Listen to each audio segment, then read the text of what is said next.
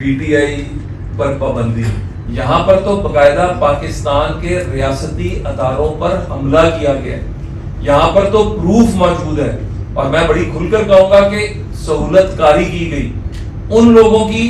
خان صاحب کے بارے میں کہا جاتا تھا جج صاحب جو ہے وہ بیٹھے ہیں عدالت میں، پوچھ کے بتا دیں کہ خان صاحب 10 بجے آئیں گے، 12 بجے آئیں گے، 4 بجے آئیں گے، یا عدالتیں بند ہونے کے بعد شام 6 بجے آئیں گے۔ کسی مجرم یا ملزم کے ساتھ اس طرح کا سلوک، پھر باقی لوگوں کے ساتھ بھی ایسا سلوک کریں، اور پھر مرسڈیز پرووائڈ کی جائے کہ جس میں بیٹھ کے ان کو عدالت میں لے کر آیا جائے۔ تو بات یہ ہے کہ جب آپ اس طرح کی حرکتیں کریں گے، جب آپ کے بارے میں کھل کر باتیں سامنے آنا شروع ہو جائیں گی کہ آپ نے کہا کہ تم سڑکوں پر کیوں بیٹھے ہو، اپنا کیس لے کے ہمارے پاس آؤ، اور پھر یہاں تک بھی کہا گیا کہ اس کیس کی ڈرافٹنگ بھی معزز جج صاحب نے تیار کرائی، تو جب آپ اس طرح کے کام کریں گے تو پھر آپ پر انگلیاں تو اٹھیں گی۔ اور یہ وہی عدالتیں ہیں نا جہاں پر حسین نواز صاحب کا واٹس ایپ کے اوپر جو چیزیں آتی تھی، واٹس ایپ کے اوپر کس کو بنانا ہے کس کو نہیں بنانا ہے، وہ ساری چیزیں آتی تھیں۔ تو آج تو اس طرح کی کوئی چیز نہیں ہو رہی۔ آج کوئی بتائے نا کہ کوئی ایک اس طرح کی مثال بتائے، کوئی ایک، باتیں تو ہر کوئی کر لیتا ہے لیکن کوئی اس طرح کی مثال تو بتائے۔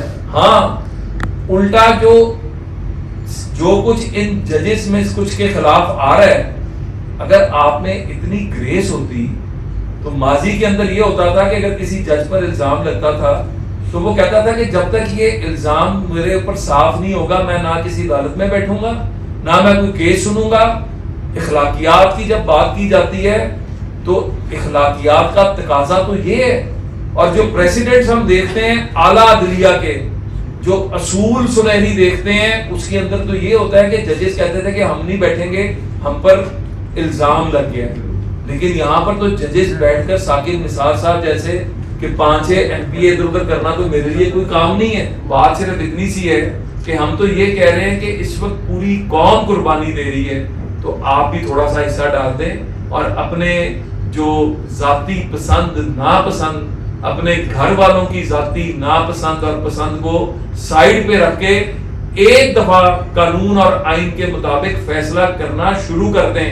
میرا بڑے احترام سے سوال ہے، میں نے کل بھی کیا تھا، میں آج بھی کر رہا ہوں، کہ الیکشن کمیشن کا جو قانون ہے، جو آئین ہے، جو قانون ہے کہ جب الیکشن ہو جاتا ہے تو 3 دن میں آزاد امیدوار نے کسی نہ کسی جماعت کو جوائن کرنا ہوتا ہے۔ آپ نے تو اس فیصلے میں آئین کو ہی ری رائٹ کر دیا ہے، آپ نے قانون کو ہی ری رائٹ کر دیا ہے۔ یہ کہاں سے طاقت آئی آپ کے پاس؟ یہ کہاں سے آپ لے رہے ہیں؟ یہ وہی فیصلہ ہے، اسی طرح کا فیصلہ ہے جس طرح کا بلیک لا ڈکشنری کا فیصلہ تھا نواز شریف صاحب کو نااہل کرنے والا، اور اس کا خمیازہ پوری قوم نے بھگتا، پورے پاکستان نے بھگتا۔ اور کتنا امتحان اس قوم کا لینا ہے۔ آپ میں اگر تھوڑی سی بھی، میں سمجھتا ہوں کہ آپ اخلاقیات کی بات کرتے ہیں، تو جن جج صاحبان کے اوپر الزام لگے ہیں پہلے وہ ان کا سامنا کریں، اس کے بعد کوئی اور بات کریں۔ جو طوفان اٹھایا جا رہا ہے نا، یہ صرف اس لیے اٹھایا جا رہا ہے کہ پولیٹیکل سٹیبلٹی پاکستان میں نہ ہے۔ جو میں نے پہلے بات کی ہے نا، اتنی لمبی جو میں نے گفتگو میں تمہید باندھی تھی، ان کا مقصد ہی ایک ہے کہ پاکستان میں ہیجان رہے، پاکستان میں انویسٹمنٹ نہ آ سکے، پاکستان پی ٹی آئی، میں تو پہلے بات کی کہ معافی مانگیں، معافی مانگ کے قوم سے معافی مانگیں، آگے ڈائلاگ کے دروازے سیاسی جماعتوں کے لیے ہمیشہ کھلے ہوتے ہیں، لیکن سیاسی جماعتوں کے لیے عسکریت پسند لوگ اور جماعتیں، سپریم کورٹ کا فیصلہ موجود ہے، پہلے اس کا جواب دے دیں پھر اگلی بات کریں۔ تو ہمارا کام جو ہے عدالتوں کو چلانا نہیں ہے، ہمارا کام اداروں کو چلانا نہیں ہے۔ ہم نے ہمیشہ کہا کہ فیصلے میرٹ کی بنیاد پر ہونے چاہیے۔ یہاں پر جو فیصلے ہیں وہ بڑے ڈیزائنڈ اور بڑے طریقے سے جو ہے وہ لینے کی کوشش کی گئی، تو یہ سہولت کاری جو ہے، یہ جو جوڈیشل کو کیا گیا جس میں نواز شریف صاحب کو نااہل کیا گیا، وہ جج صاحبان تو سارے پینشنیں لے رہے ہیں، وہ جج صاحب جو ہیں وہ تو سارے جو پرکس اینڈ پریویلیجز ہیں وہ انجوائے کر رہے ہیں، لیکن بھگتا کس نے؟ پاکستان کی عوام نے۔ بھگتا کس نے؟ پاکستان نے۔ ہونا تو یہ چاہیے تھا کہ جن کے فیصلے غلط ثابت ہو گئے ان کی پرکس اینڈ پریویلیجز کو بند کر دینا چاہیے، تاکہ آئندہ کوئی اس طرح کا فیصلہ کرنے کی خلاف آئین اور خلاف قانون جرأت نہ کرے۔ میری بات تھوڑی تلخ ہے، لیکن آج کیا جو پاکستان کی عوام جو بلک رہی ہے، جو سسک رہی ہے، جو اپنے بچوں کی شادیاں نہیں کر پا رہے، بیٹیاں گھروں میں بیٹھی ہیں، جو ملازمتیں نہیں جن کو مل رہی، جو اپنے گھروں کا چولہا نہیں جلا پا رہے، اس کے محرکات نے سب سے بڑا محرک جو تھا وہ ثاقب نثار کا وہ فیصلہ تھا، اس بینچ کا وہ فیصلہ تھا جس نے نواز شریف صاحب کو نااہل کیا۔ تو جب اب انہی عدالتوں نے اس فیصلے کو غلط قرار دے دیا، تو کیا ان ججز کے خلاف جن کے اس فیصلے سے پاکستان آج اس حالت میں پہنچا، کیا ان کے خلاف کارروائی نہیں ہونی چاہیے؟ کم از کم ان کی پینشنز کیا بند نہیں ہونی چاہیے؟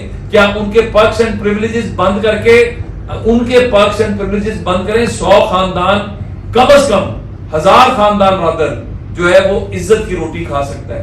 تو میں تو صرف یہ کہوں گا کہ جزا اور سزا کیا صرف اس ملک کے سیاستدانوں کے لیے؟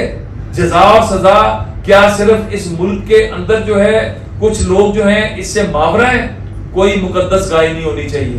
جزا سزا سب کے لیے، جب تک اس ملک میں نہیں ہوگی، اکاؤنٹیبلٹی نہیں ہوگی، یہ ملک ترقی نہیں کرے گا۔ میں بار بار پوچھتا ہوں، یہ وہی کیس ہے کہ کلبھوشن یادیو کا کیس ہے، تو کلبھوشن یادیو کو تو آپ کہتے ہیں کہ اس کو بالکل کوئی رعایت نہیں دینی، اور یہاں پر رعایت پر رعایت دیتے ہیں، اور آپ ایسے پریسیڈنٹ سیٹ کر رہے ہیں۔ کیا کل آپ طالبان میں سے کوئی جس نے حملے کیے ہمارے اداروں کے اوپر، وہ آگے بھی جب کیا اس کو بھی یہ کنسیشن دیں گے آپ؟ کیا آپ اس طرح کے دہشت گردوں کو بھی یہ کنسیشن دیں گے؟ کیونکہ یہ سیاست سیاسی کام نہیں تھا، یہ دہشت گردی تھی۔ دہشت گردی کو دہشت گردی کے طور پر ہی دیکھنا چاہیے۔ امریکہ میں کیپٹل ہل کے اوپر صرف مظاہرین اندر گئے تھے، توڑ پھوڑ نہیں کی تھی، اور وہ کیپٹل ہل تھا۔ عمر کہتے ملی، کسی نے آواز اٹھائی، کسی نے کہا کہ وہاں پہ ہیومن رائٹس کی وائلیشن ہوئی ہے؟ یہاں پہ تو حملے کیے گئے ہماری فوجی تنصیبات کے اوپر، اور پھر کہتے ہیں کنسیشنز دیں۔ بالکل کنسیشن، میں سمجھتا ہوں کہ عدالتوں میں بیٹھے ہوئے سہولت کاروں کو پاکستان کا سوچنا چاہیے اور پاکستان کے لیے کام کرنا چاہیے۔